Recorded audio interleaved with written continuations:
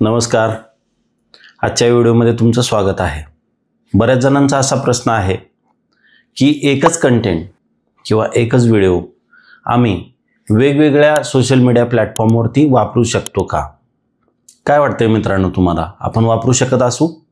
तर याचं उत्तर आहे होय.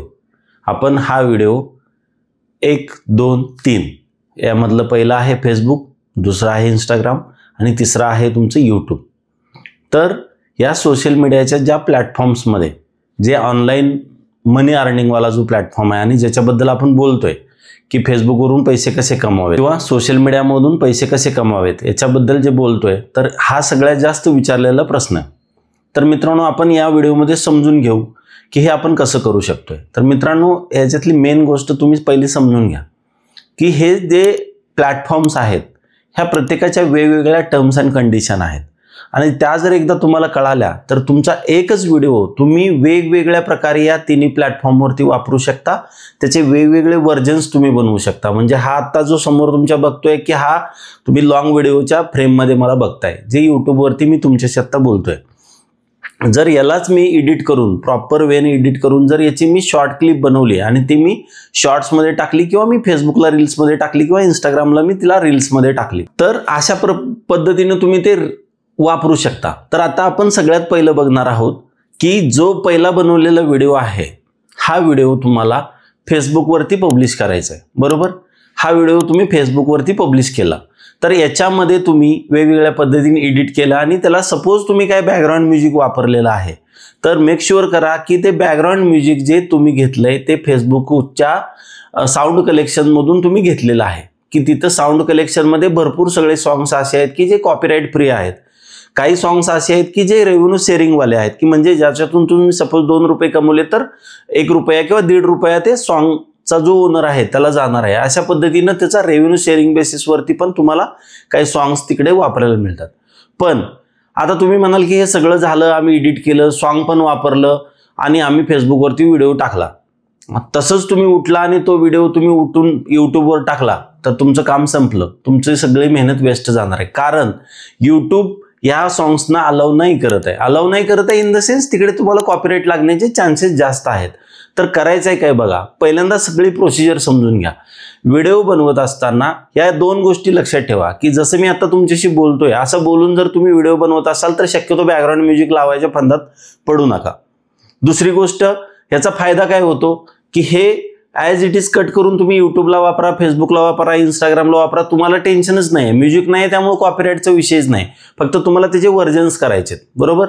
तर हा झाला फेसबुक टू यूट्यूबवाला पार्ट. आता व्हॉइस वर्सा करून बघा. यूट्यूबसाठी तुम्ही एखादा व्हिडिओ बनवलाय आणि तो उचलून तुम्ही फेसबुकला टाकायचा प्रयत्न करत असाल तर तिकडे सुद्धा तुम्हाला यूट्यूबचं जे ऑडिओ लायब्ररी आहे त्यातून वापरलेलं सॉंग फेसबुकवरती त्याला कॉपीराईट लागण्याचे चान्सेस जास्त आहेत.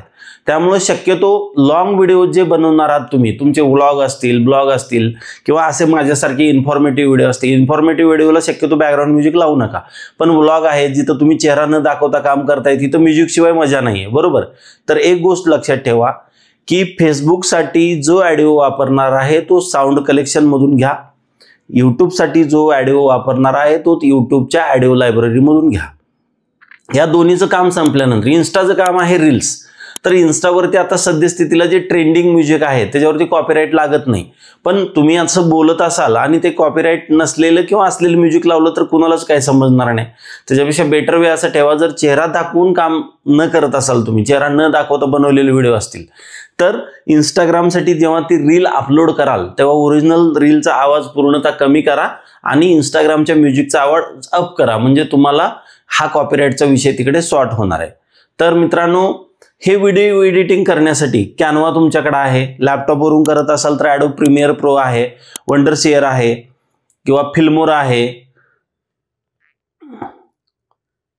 हे सगळे जेव्हा कंटेंट तुम्ही बनवता तर याच्यासाठी वेगवेगळे टूल्स आहेत. मोबाईलवरून काम करत असाल तर कॅनवा आहे, VN एडिटर आहे, कॅपकट आहे, इनशॉट आहे. जर तुम्ही लॅपटॉपवरती काम करत असाल तर ॲडोब प्रीमियर प्रो बेसिक मला जमतंय त्याचं चांगल्या पद्धतीनं, तर मी तो वापरतो आहे. तुम्हाला जर वापरायचं असेल तर त्याच्यामध्ये फिल्मोरा आहे. बाकी पण काय वेगवेगळे टूल्स असू शकतात. मला तर हे 2 नोन आहेत आणि 2 सांगितलेल्या गोष्टी. तर ह्या सगळं करत असताना तर एकच गोष्ट लक्षात ठेवा की हे सगळं कंटेंट आपलाच आहे, ओरिजिनल आहे. त्यामुळे तुम्ही तुमच्या पद्धतीनं थोडं लॉजिक लावून तुम्ही फेसबुकचा कंटेंट यूट्यूबला वापरू शकता, यूट्यूबचा कंटेंट फेसबुकला वापरू शकता, इंस्टाग्रामला वापरू शकता, यूट्यूबला बनवलेले शॉर्ट तुम्ही इंस्टाला टाकू शकता, FBला टाकू शकता. असे हजार ऑप्शन आहेत. त्याच्यामुळे मित्रांनो थोडं कागद पेन घेऊन बसा, ChatGPTचा वापर करा. ChatGPTला सांगा की मी एक असा व्हिडिओ बनवलेला आहे, तर मला प्लॅन द्या, मी कसं करू. तर तो तुम्हाला 1 मिनिटामध्ये प्लॅन देईल. तो फक्त फॉलो करायचा आहे. मित्रांनो सोशल मीडियामध्ये जर पैसे कमवायचेच असतील तर इथं कुठलीही जादूची छडी नाहीये. म्हणजे कोणत्याच फील्डमध्ये असू द्या, इथं जादूची छडी चालत नाही. इथं तुमचं नशीब पाहिजे सोबत आणि तुमची सगळ्यात महत्त्वाची कष्ट करण्याची तयारी पाहिजे आणि सातत्य कामामध्ये पाहिजे आणि त्या कामाबद्दल तुमच्या मनामध्ये आवड पाहिजे. सारखं उठून 1 लाईक वाढले का, 2 लाईक वाढले का, अर्धा सबस्क्रायबर वाढला का हे बघू नका. तुम्ही काम करत राहा. एक दिवस असा येईल की एक व्हिडिओ तुम्ही टाकला तो रात्रीमध्ये तुमचा काही लाखात व्ह्यूज जाणार आहेत आणि तुमचं चॅनल मॉनिटाईज होणार आहे. त्यामुळे निश्चिंत राहा. तुमच्या हक्काचा माणूस कायम तुमच्या सोबत आहे. काही प्रश्न असेल, काही समस्या असेल तर इन डिटेलमध्ये तुम्ही खाली याच व्हिडिओच्या कमेंट करा. म्हणजे ज्या ज्या व्हिडिओच्या खाली कमेंट तुम्ही कराल तिथे उत्तर द्यायला मला सोपं जाणार आहे मित्रांनो.